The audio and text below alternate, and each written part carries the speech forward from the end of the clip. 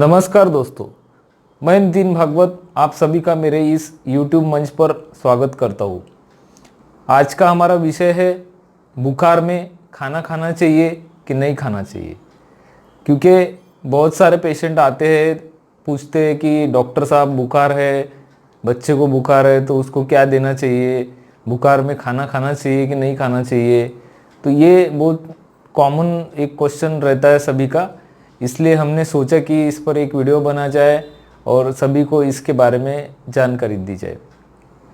दोस्तों, बुखार में क्या होता है कि जो भी हमारे शरीर के अंदर जो जठराग्नि रहती है, पेट के अंदर जो अग्नि रहती है जो अन्न का पाचन करती है, वो जब दोषों के बढ़ने की वजह से मंद हो जाती है, किसी भी कारण से, बोलिए आप टाइफाइड का बुखार लीजिए, मलेरिया का लीजिए, वायरल फीवर लीजिए, किसी भी कारण से अगर पेट में दोष बढ़ जाते हैं और उसके वजह से अग्नि मांद्य हो जाता है, तो फिर उसके रिस्पॉन्स में अपने को बुखार आता है।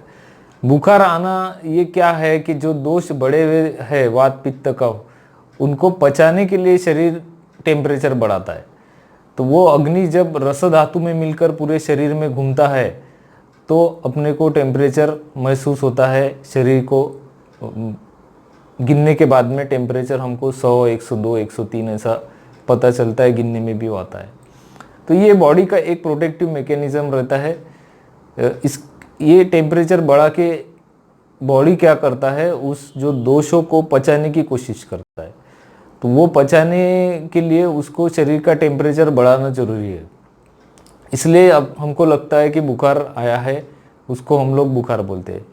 अब देखिए दोस्तों कि शरीर के अंदर एक्स्ट्रा दोष बढ़े हुए हैं, विषारी घटक बढ़े हुए हैं, आम बढ़ा हुआ है, उसको पचाने के लिए शरीर कोशिश कर रहा है। अब ऐसे इसमें अगर हम उसके ऊपर एक्स्ट्रा खाना खाते हैं, उसके ऊपर भारी चीज़ें डालते हैं, दूध डालते हैं या फिर ड्राई फ्रूट्स डालते हैं, बहुत से लोगों को ऐसा है कि बुखार आने के बाद में एक्स्ट्रा वो खाने की कोशिश करते हैं। लेकिन शरीर का जो सिग्नल रहता है उसको भी हमने देखना चाहिए। मुंह कड़वा हो जाता है, खाने की इच्छा नहीं होती है, तो ये सिग्नल को हमने देखना चाहिए। शरीर बोल रहा है कि अभी बस हो गया, अभी मैं पचाने की स्थिति में नहीं हूँ, तो अभी आप खाना बंद करो। इसके वजह से शरीर मुंह को कड़वा करता है।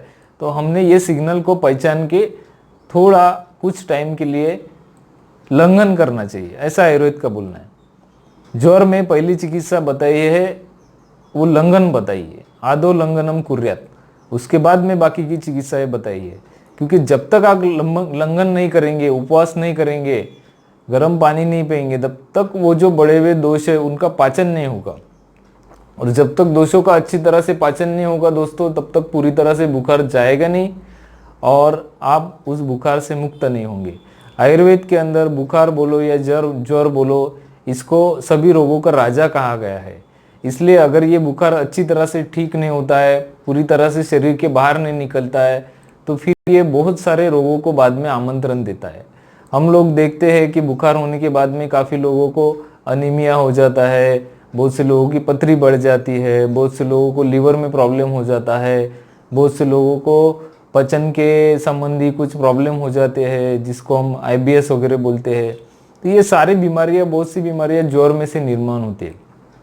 इसलिए आयुर्वेद के अंदर ज्वर का ट्रीटमेंट बहुत ही विस्तार से और बहुत विस्तृत तरीके से दिया है दोस्तों। हम लोग क्या करते हैं कि बुखार आने के बाद में कोई पैरासीटामोल गोली ले लिया या फिर डोलो बोलो या फिर और कोई बुखार उतारने वाली गोली लिया, उससे तुरंत बुखार उतर जाता है और फिर हम लोग अपने काम से लग जाते हैं, अपना खाना पीना फिर से शुरू हो जाता है। लेकिन जब तक हमारे शरीर में जो दोष है उनका पाचन नहीं होगा, अच्छे से पूरी तरह से उसका निर्हरण नहीं होगा, तब तक दोस्तों हम उसमें से पूरी तरह से मुक्त नहीं हो सकते। इसके लिए आयुर्वेद में सबसे पहले चिकित्सा बताया है लंघन। लंघन यानी उपवास। उपवास में भी ऐसा है कि ऐसा नहीं है कि आप पूरी तरह से भूखा रहिए। देखिए, हमारी रोज रोज की खाने की आदत रहती है, एकदम से तो हम उसको छोड़ नहीं सकते। इसलिए एक लघु आहार अगर उसमें हम लोग लेते हैं, जैसे भूंजे हुए जो पदार्थ रहते हैं, जैसे धान की लाही हो गई, मुरमुरा हो गया, इसको अगर हम फ्राई करके खाते हैं या फिर उपमा बोलिए, रवा को हम फ्राई करके उसका उपमा बना के या फिर हलवा बना के, सीरा बना के खाते हैं। तो ये मूंग की खिचड़ी है, उसको अपन थोड़ी प्रमाण में खाते हैं, तो इससे ज़्यादा प्रमाण में दोष नहीं बढ़ेंगे।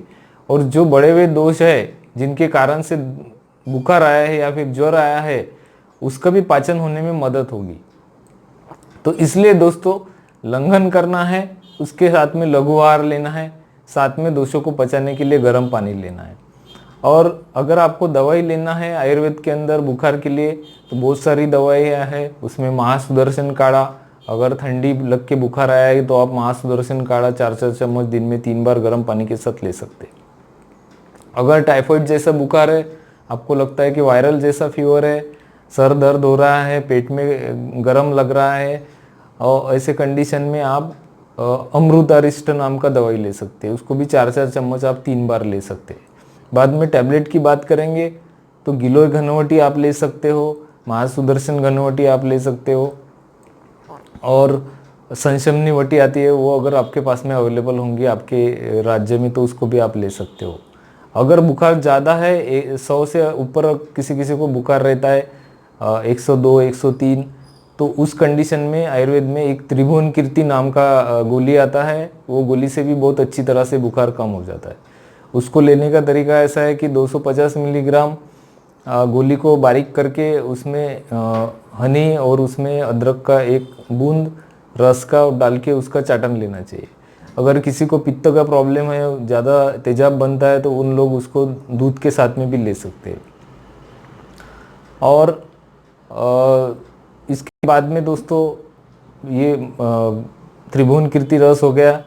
बाद में गोदंती नाम का भस्म आता है, अगर बुखार को कम करना है तो गोदंती भस्म का भी उपयोग आयुर्वेद के अंदर बहुत अच्छी तरह से किया जाता है।